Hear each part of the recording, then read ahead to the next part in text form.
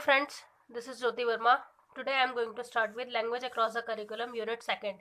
Unit second के हम कुछ पॉइंट्स पहले भी पढ़ चुके हैं और उसके अंदर हमने हमारी लैंग्वेज स्किल्स के बारे में पढ़ा था, जिसके अंदर हमारी 4 स्किल्स थी। जैसा कि आप जानते ही हैं कि रीडिंग, लिसनिंग, स्पीकिंग और राइटिंग, इन चारों स्किल्स के बारे में हमने पढ़ा था कि रीडिंग का हमारी शिक्षा में क्या महत्व है, लिसनिंग का क्या महत्व है, या फिर जो राइटिंग है उसका क्या महत्व है, या फिर स्पीकिंग का क्या महत्व है। इन चारों चीज़ों के बारे में हमने लास्ट वीडियो में देखा था। और अब हम स्टार्ट करेंगे हमारी लिसनिंग स्किल, क्योंकि जो सुनना होता है, श्रवण कौशल होता है, वो बहुत ही ज़्यादा महत्वपूर्ण होता है कक्षा के अंदर। यदि कोई भी टीचर आपको कुछ पढ़ा रहा है तो अगर आपका जो लिसनिंग स्किल है वो अच्छा नहीं है तो आपको वो चीज़ें क्लियर नहीं हो पाएंगी। अगर आपका लिसनिंग स्किल जो है वो सही नहीं है तो आप किसी भी टॉपिक को सही से समझ नहीं पाएंगे।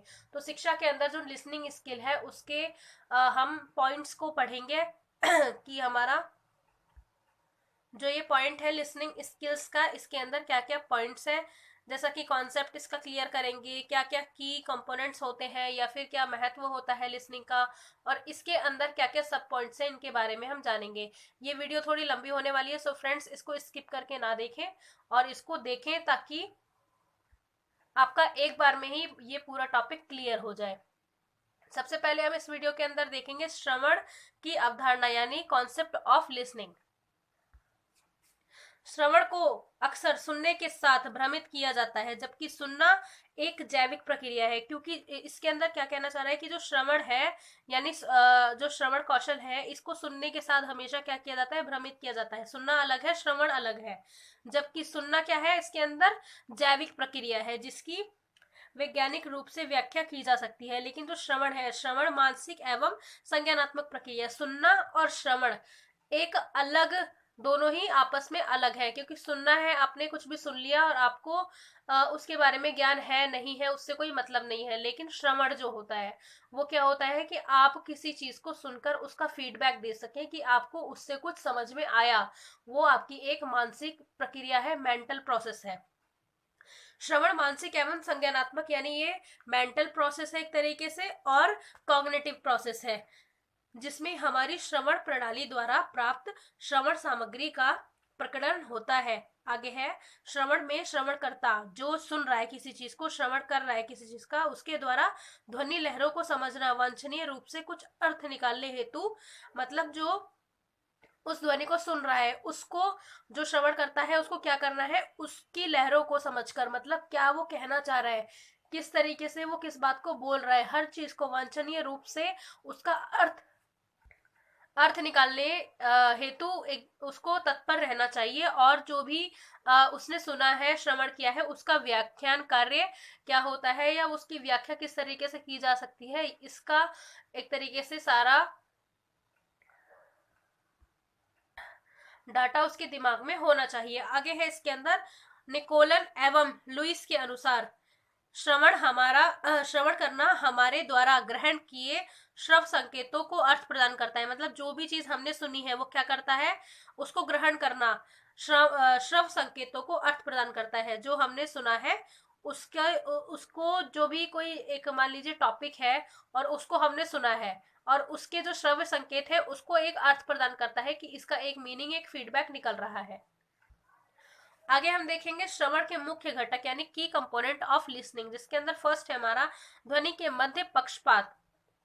सेकेंड है हमारा इसके अंदर शब्दों को पहचानना और उसके अर्थ को समझना। मतलब जो श्रवण है उसको, जैसा कि मैंने आपको बताया है कि अगर आप कोई भी चीज सुन रहे हैं तो उसको आपको क्या करना है, शब्दों को पहचान कर सुनना है कि कहाँ उसने विराम लिया है, या कहाँ पर उसने एक कोई भी ऐसी बात बोली है जिसमें कोई एक्सक्लेमेशन मार्क या फिर कॉमा या फिर कुछ इस तरीके से होना चाहिए जिसका अर्थ बिल्कुल बदल जाता है। जरूरी नहीं है आप हर चीज को कनेक्ट करके ही देखें।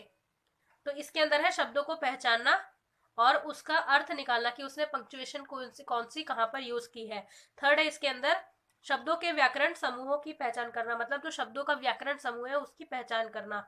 फोर्थ है अभिव्यक्ति और कथन के सेट को पहचानना जो शब्द निर्माण का कार्य करते हैं। फिफ्थ है हमारा इसके अंदर गैर भाषाई व पराभाषाई संकेतों को भाषाई संकेतों से जोड़ना। सिक्स्थ है हमारा इसके अंदर पूर्वानुमान और अर्थ की पुष्टि हेतु पृष्ठभूमि ज्ञान का उपयोग करना। 7th है हमारा इसके अंदर मध्यपूर्ण शब्दों और विचारों को स्मरण करना। नेक्स्ट पॉइंट है इसके अंदर हमारा श्रवण के प्रकार यानी टाइप्स ऑफ लिसनिंग, जिसके अंदर फर्स्ट है हमारा पक्षपात पूर्ण श्रवण यानी डिस्क्रिमिनेटिव लिसनिंग, जिसमें है हमारा श्रवण पक्षपात पूर्ण है जब निर्णय लेते समय वक्ता की सूचना का कौन सा भाग संचित करने हेतु हम अधिक गंभीर हैं और कौन सा भाग है जिसको गंभीरता से नहीं लिया जा सकता। तो इसके अंदर हम डिस्क्रिमिनेट करते हैं कि कौन सा भाग हमारे लिए महत्वपूर्ण है कौन सा नहीं है, तो उसके हिसाब से ही हम ऐसी लिसनिंग करते हैं। नेक्स्ट हमारा इसके अंदर बी पार्ट, जिसके अंदर है मूल्यांकन श्रवण, इसमें है इवेल्युएटिंग लिसनिंग। तो इसके अंदर क्या है, एक अच्छा श्रोता जो है मतलब एक अच्छा जो सुनने वाला होता है वो पक्षपातपूर्ण और अधूरी जानकारी के आधार पर निष्कर्ष नहीं निकाल सकता। मतलब जो मूल्यांकन करता है, अगर मान लीजिए आपके एग्जामिनर्स हैं और आपने आधा आंसर लिख कर दिया है तो वो आपको किस तरीके से इवेल्युएट करेंगे, आपको मार्किंग कैसे कर सकते हैं वो, अगर आपने आंसर ही उनको पूरा नहीं दिया है। तो यही चीज है इसके अंदर, एक अच्छा जो श्रोता होता है वो पक्षपातपूर्ण और अधूरी जानकारी के आधार पर, अगर वो जानकारी अधूरी है तो उसके आधार पर क्या है, कंक्लूजन पर नहीं जाता, कोई भी रिजल्ट या कोई भी कंक्लूजन नहीं देता। वह वक्ता से सहमत या असहमत हो सकता है, क्योंकि सहमत है अगर उसने पूरी जानकारी दी है और असहमत है कि वो अपनी जानकारी को पूरा नहीं दे रहा है। आगे है अच्छे श्रोता का अर्थ स्वचालित अनुपालन नहीं है। आगे हम देखेंगे थर्ड पॉइंट हमारा सी, जिसमें है सराहनीय या प्रशंसनीय श्रवण यानी एप्रिशिएट लिसनिंग। इसके अंदर क्या है, प्रत्येक व्यक्ति को बोलते समय सराहना या प्रशंसा पसंद है। मतलब अगर कोई व्यक्ति आपके सामने बोल रहा है तो आपको उसकी बातों में इंटरेस्ट लेना है, उसकी सराहना करनी है, उसको एप्रिशिएट करना है, प्रशंसा करनी है उसकी। जब हमें सूचना का कोई भाग पसंद आता है, अगर कोई आपको कोई इंफॉर्मेशन दे रहा है, अगर आपको वो सूचना पसंद आ रही है तो आप क्या करेंगे, हमें तुरंत प्रशंसा का प्रदर्शन करना चाहिए। आप उसके सामने खुशी प्रेजेंट कर सकते हैं कि आप उस जो इन्फॉर्मेशन है, सूचना है, उससे बहुत ही प्रसन्न है। आगे है हमें अपने शब्दों द्वारा और शारीरिक भाषा द्वारा अपनी सहमति का वक्ता के प्रति प्रदर्शन करना चाहिए, जिससे कि यह पता चलता है कि वो क्या पता चलता है कि जो उसकी सूचना है वो बहुत ज्यादा प्रशंसनीय और सराहनीय है। डी देखेंगे हम इसके अंदर फोर्थ, जिसके अंदर है सहानुभूति श्रवण यानी एम्पैथिक लिसनिंग, जिसमें है वह श्रोता स्वयं को वक्ता की जगह पर रखता है तो श्रोता को उससे सहानुभूति होती है। यह प्रभावी प्रबंधन यह नहीं भूलता कि अधिक बोलना जो है मतलब ज्यादा बोलना पूर्णतः एक स्व अनुकरण व्यायाम है। एक विनम्र वक्ता प्रबंधक द्वारा अपनी भावनाओं को व्यक्त करने का मौका ले सकता है। मतलब अगर कोई आपकी भाषा को आपकी बातों को सुन रहा है तो आप उससे थोड़ा समय ले सकते हैं या फिर आप उससे एक मौका ले सकते हैं कि आप अपनी जो आपकी भावनाएं हैं उसको सही से व्यक्त कर सके। मतलब आपको जो लिसनर मतलब जो सुन रहा है उस चीज को, वो सहानुभूति दिखाए जो उसको कोई बात बता रहा है उसके लिए। आगे हम देखेंगे श्रवण की प्रक्रिया यानी प्रोसेस ऑफ लिसनिंग क्या है। प्रोसेस ऑफ लिसनिंग में हम कई पॉइंट्स पढ़ेंगे, जिसमें फर्स्ट पॉइंट है हमारा सुनना या प्राप्त करना यानी हियरिंग या रिसीविंग किसी भी इंफॉर्मेशन को।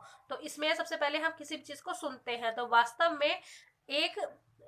में यह एक व्यक्ति के लिए व्यक्त की गई जानकारी को आत्मसात करने का कार्य है। मतलब उस सूचना को सुनने का कार्य है। सूचना मौखिक या गैर मौखिक रूप से व्यक्त की जा सकती है, मतलब वो बोलकर भी या बिना बोले भी व्यक्त की जा सकती है दूसरे माध्यम से। ध्वनि तरंगों के अनुभव को सुनना कहते हैं। सेकेंड पॉइंट है हमारा चिंतन यानी अंडरस्टैंडिंग। जो सूचना आपने सुन ली उसको किस तरीके से अंडरस्टैंड करेंगे। तो इसमें है एक व्यक्ति प्रतीकों को देखता सुनता और समझता है। मतलब कोई भी चीज अगर सुनाई गई है आपको तो उसमें आप पहले उस चीज को देखेंगे, सुनेंगे और समझेंगे। उसके बाद प्राप्त उत्तेजनाओं का उनके अर्थ की समझ के लिए विश्लेषण किया जाना चाहिए। ये उत्तेजनाएं केवल शब्द ही नहीं होते बल्कि अन्य ध्वनियां जैसे प्रशंसनीय या सराहना, दृश्य, लाल वर्दी आदि सम्मिलित है। आगे है इसके अंदर थर्ड पॉइंट, जिसके अंदर है स्मृति यानी रिमेम्बरिंग। तो उस जो इन्फॉर्मेशन आपको सुनाई गई है उसको किस तरीके से रिमेम्बर रखें, याद रखें। स्मृति जानकारी की अवधारणा को संदर्भित करता है या करती है। सूचना के प्रमुख तत्वों को अल्पकालीन स्मृति से लंबी अवधि की स्मृति में स्थानांतरित करते हुए जानकारी अवधारणा की सबसे प्रभावी विधि है। मतलब आप उसको एक तरीके से अच्छे से सुनेंगे और उसको अपने दिमाग में रखेंगे उस चीज को, और उसकी एक सही अवधारणा बनाएंगे। फोर्थ है इसके अंदर मूल्यांकन, यानी किसी भी सूचना को सुनने के बाद उसको अंडरस्टैंड करना, उसको याद रखना और फिर उसका मूल्यांकन करना। तो मूल्यांकन यानी इवेल्युएशन में क्या है, इस प्रक्रिया में सक्रिय श्रोता प्रमाणों का मूल्यांकन करते हैं। मतलब सक्रिय श्रोता मतलब जो एक्टिव होके सुनते हैं वही लोग इसके प्रमाणों का मूल्यांकन कर सकते हैं, क्योंकि जब तक आप एक्टिवली नहीं सुनेंगे तब तक आप उसकी जो भी इंफॉर्मेशन थी उसको समझ नहीं पाएंगे। विकल्पों में से तथ्य चुनते हैं और सूचना की पूर्वाग्रह, ना पक्षपात की उपस्थिति या अनुपस्थिति का निर्धारण करते हैं।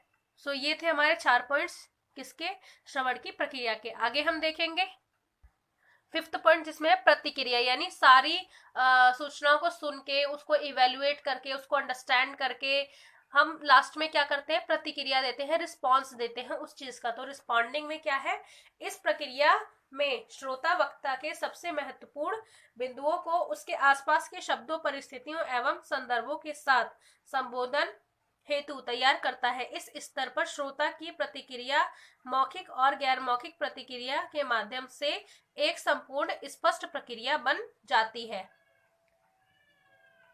नेक्स्ट हम देखेंगे श्रवण की रणनीतियां, यानी स्ट्रेटजीज ऑफ लिसनिंग। रणनीतियों में क्या है, यानी स्ट्रेटजीज क्या है इसकी, सबसे फर्स्ट है, इसमें 3 रणनीतियां हम पढ़ेंगे, जिसमें फर्स्ट है उच्च से निम्न रणनीति, यानी टॉप टू डाउन स्ट्रेटजी। इसके अंदर क्या है, उच्च से निम्न रणनीति सूचना का अर्थ समझने में पृष्ठभूमि ज्ञान के उपयोग को संदर्भित करती है। मतलब ज्ञान का जो उपयोग है उसको संदर्भित करती है। यह रणनीतियां श्रोता आधारित होती हैं, मतलब जो श्रोता पर आधारित होती है, जो सुनने वाला है उस पर आधारित होती है। यह विषय से संबंधित पृष्ठभूमि ज्ञान, परिस्थिति या संदर्भ, भाषा, पाठ के प्रकार की श्रोता संबंधी है।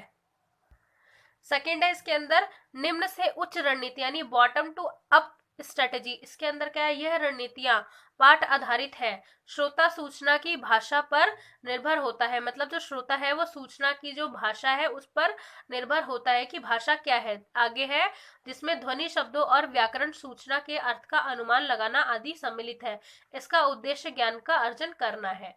थर्ड है हमारा इसके अंदर स्व संज्ञानात्मक श्रवण रणनीति, यानी मेटाकॉग्निटिव लिसनिंग स्ट्रेटेजी। इसके अंदर क्या है, स्वयं संज्ञानात्मकता चिंतन के बारे में चिंतन को संदर्भित करती है। टेलर 1999 के अनुसार स्वयं संज्ञानात्मकता किसी व्यक्ति के पहले से ज्ञात ज्ञान का ज्ञात जो ज्ञान है उसकी सराहना को संदर्भित करता है। मतलब जो उसका पूर्व ज्ञान है उसको सराहना करता है और आगे की जो नॉलेज है वो उससे कनेक्ट करता है।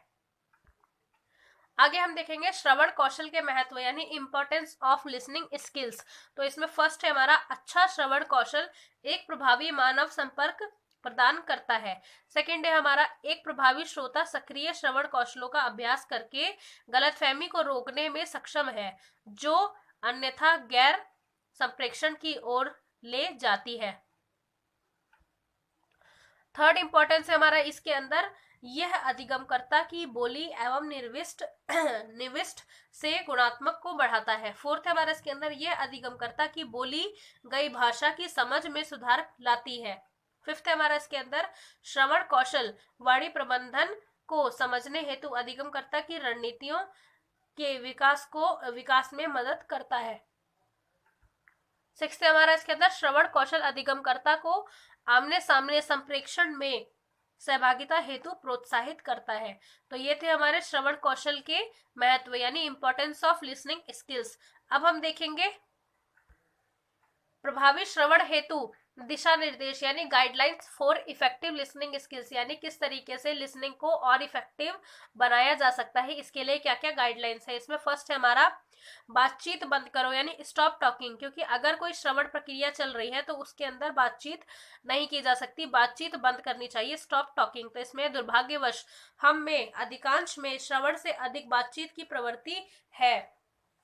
सामान्य तौर पर हम क्या कहा जा सकता है कि तुलना में क्या कहना चाहिए, इसमें अधिक रुचि लेते हैं। मतलब क्या कहा जा सकता है ये ना सोच के क्या कहना चाहिए इसमें रुचि लेते हैं। आगे सेकंड पॉइंट है वक्ता को सहज करे, मतलब put the talker at easy. इसमें क्या है, यदि वक्ता वार्ताकार सहज नहीं है, मतलब जो वार्ताकार है वो सहज नहीं है, तो वह अपना कार्य संतोषजनक रूप से करने में सक्षम नहीं होगा। इसलिए श्रोता हेतु वार्ताकार को सहज बनाना बहुत महत्वपूर्ण है, क्योंकि अगर आपको कोई इंफॉर्मेशन देने आया है या आप उससे कुछ सुन रहे हैं तो आप उसको सबसे पहले सहजता प्रदान करें, उसको इजी, मतलब उसको ये फील कराएं कि ये बहुत इजी चीज है। थर्ड हम देखेंगे इसके अंदर वार्ताकार को श्रवण की इच्छा दर्शाना, यानी जो वार्ताकार है जो बताने वाला है इंफॉर्मेशन को, उसको श्रवण की इच्छा दर्शाना कि आप उसकी बातों में इंटरेस्ट ले रहे हैं। Show the talker that you want to listen. तो इसके अंदर है वार्ताकार को यह अवश्य समझना होगा कि श्रोता उसके श्रवण हेतु उत्सुक है, मतलब जो श्रोता है वो वार्ताकार के श्रवण हेतु मतलब उसको सुनने के लिए बहुत ज्यादा उत्सुक है। इसलिए महत्वपूर्ण है कि अपनी घड़ी की तरफ देखते हुए कोई पुस्तक पढ़ते हुए वार्ताकार को जो वार्ताकार है उसको व्याकुल ना करे, मतलब अगर वो कुछ बता रहा है तो आप उसको एक्टिवली सुने। फोर्थ है इसके अंदर विकर्षण दूर करें, यानी रिमूव डिस्ट्रॉक्शंस। तो इसके अंदर क्या है, कुछ गतिविधियां जैसे पेन या पेंसिल हिलाना, कागज का आदान प्रदान करना, कुछ सामान आपस में बदलना आदि वार्ताकार को क्या कर सकता है, व्याकुल कर सकता है। फिफ्थ है इसके अंदर वार्ताकार के साथ सहानुभूति, यानी उसके साथ सहानुभूति रखे।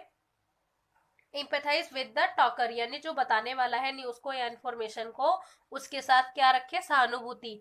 सूचना का उचित आदान प्रदान तब होता है जब हम स्वयं को वार्ताकार की जगह पर देखते हैं, क्योंकि अगर आप किसी की बातों को सुन रहे हैं तो आप उसको अपनी जगह रखकर देखिए कि आप अगर उसकी जगह पर बैठे होते तो आप किस तरीके से असहजता महसूस करते। तो उसको सहजता महसूस करवानी है, उसको सहानुभूति दिखानी है। इस तरह हम उसके दृष्टिकोण की प्रशंसा करने और संप्रेक्षण हेतु उचित वातावरण का निर्माण करते हैं। आगे है सिक्स पॉइंट हमारा, जिसके अंदर है धैर्य रखें, यानी बी पेशेंट। तो इसके अंदर है धैर्य फल देता है, जैसा कि हमने सुनाई है कहावतों में कि धैर्य फल देता है। यह कहावत प्रत्येक स्थिति में ठीक बैठती है। हमें वार्ताकार को पर्याप्त समय देना चाहिए, मतलब उसको ज्यादा से ज्यादा समय देना चाहिए कि वो अपनी सूचना को सही से बता सके। वार्ताकार विभिन्न प्रकार के होते हैं, कुछ शीघ्र बिंदु पर आ जाते हैं और कुछ देर में आते हैं, क्योंकि हो सकता है कोई ज्यादा वार्तालाप ना करे, कम में ही उसको निपटा दे, और कुछ लोग होते हैं जो ब्रीफली हर चीज को सुनते हैं। सेवंथ है हमारा इसके अंदर क्रोध पर नियंत्रण रखना। अगर कोई आपको बता रहा है कुछ भी वार्ताकार जो है, तो आप उसके ऊपर क्रोध ना करें, या फिर क्रोध जो अपना है उसको नियंत्रित करके रखें। तो होल्ड योर टेम्पर। तो इसमें है क्रोध संप्रेक्षित प्रतिभागियों के बीच रुकावट अवरोध का निर्माण करता है। यह उनकी स्थिति को कठोर बनाता है एवं उनके मन को दूसरों के शब्दों के प्रति अवरुद्ध करता है। नेक्स्ट पॉइंट है हमारा इसके अंदर विद्यार्थियों में श्रवण कौशल विकसित करने में शिक्षक की भूमिका, यानी role of teacher in developing listening skills of students. तो इसमें फर्स्ट पॉइंट है हमारा, शिक्षक को किसी भी श्रवण गतिविधि का पूर्वानुमान या उपशक्ति सामग्री से पहले अपने विद्यार्थियों में पूर्व ज्ञान की सक्रियता की कोशिश करनी चाहिए। सेकंड है हमारा इसके अंदर विषय और पाठ की भाषाई सामग्री पर विद्यार्थी के पृष्ठभूमि जो उसका पहले का ज्ञान है, पृष्ठभूमि ज्ञान का उचित मूल्यांकन शिक्षक द्वारा विद्यार्थियों के श्रवण कौशल में सहायता करेगा। थर्ड पॉइंट है हमारा इसके अंदर प्रश्नों का उपयोग पाठ के महत्वपूर्ण तत्वों पर विद्यार्थी का ध्यान केंद्रित करने में शिक्षक की मदद करेगा। फोर्थ पॉइंट है इसके अंदर हमारा, शिक्षक को विद्यार्थियों को श्रवण समीक्षा हेतु नियमित रूप से स्मरण कराना चाहिए।